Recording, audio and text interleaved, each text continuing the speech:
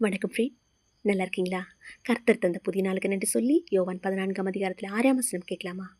அதற்கு இயேசு, நானே வழியும் சத்தியமும் ஜீவனுமாய் இருக்கிறேன், என்னாலே அல்லாமல் ஒருவனும் பிதாவினிடத்தில் வரான். ஆமென். நானே வழி.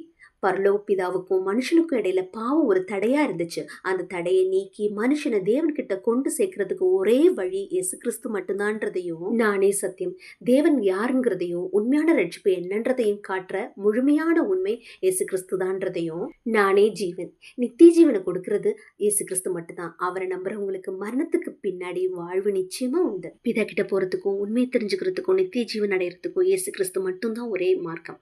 அவரே இல்லாம நம்ம வேற எந்த மார்க்கமும் இல்லை. இயேசுவை தவிர வேற எந்த மார்க்கத்தாலும் பிதாவை அடையவே முடியாது. அதனாலப்பா, தேவனையும் அவருடைய குமாரனை இயேசு கிறிஸ்துவையும் நம்புவோம், அவருடைய அன்பை நம்புவோம், விசுவாசிப்போம். தேவனுடைய அன்பு நம்மளை நிச்சயமா வழிநடத்தும். இயேசு இன்றும் ஜீவிக்கிறார், உங்களை நேசிக்கிறார். ஆமென்.